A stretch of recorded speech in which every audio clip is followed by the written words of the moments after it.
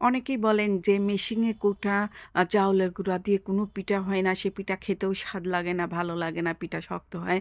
কিন্তু এই যে আমি কিন্তু কলে কুটা গুঁড়া দিয়ে পিঠা বানাইছি, তা আবার ফ্রিজে রেখে। আমার ১২ মাস আমার ঘরে ফ্রিজে রাখা মানে আ চাউলের গুঁড়া দিয়ে আমি পিঠা বানাই। কারণ সবসময় আমি চাউলের গুঁড়া করতে যেতে পারি না। এইজন্য বেশি করে কেটে নিয়ে আমি ফ্রিজে রেখে দেই।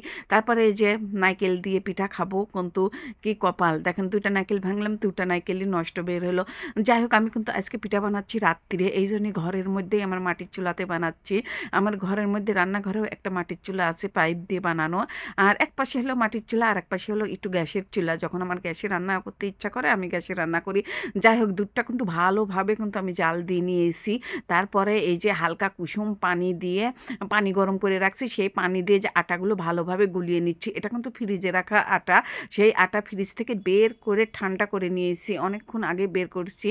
বের করে যখন ফ্রিজে মানে ডিপে রাখা হয়েছে, মানে বরফটা যখন খুলে গেছে, ঠান্ডা এড়ে গেছে, তখন আমি এই যে হালকা কুসুম পানি দিয়ে, মানে যে পানিটা হাতে সয় সেই পানিটা দিয়ে আমি এই যে আটাটা গুলিয়ে নিলাম। ভালোভাবে কিন্তু গুলতে হবে।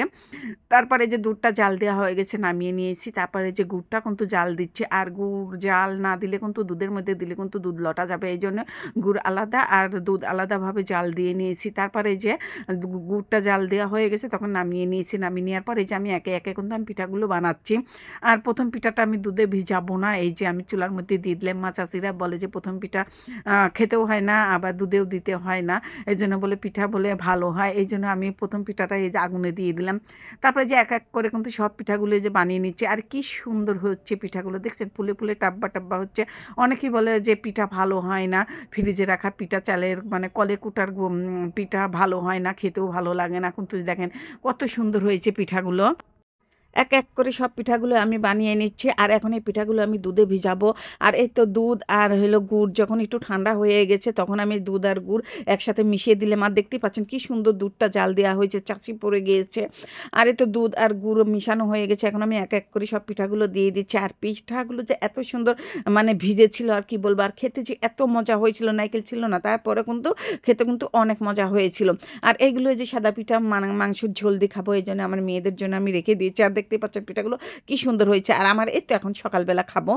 আর রাত্রে কোনো পিঠা খাইনি, কারণ ভিজে ছিল না। এখন সকালবেলা এই তো পিঠা পাতিল খুলে দেখি কি সুন্দর পিঠা হয়েছে। একটু পিঠা মানে শক্ত হয়নি, নরম তুলতুলো হয়ে গেছে। আমি তো তুলতেই পারছি না, পিঠাগুলো মানে ভেঙে, ভেঙে যাচ্ছে।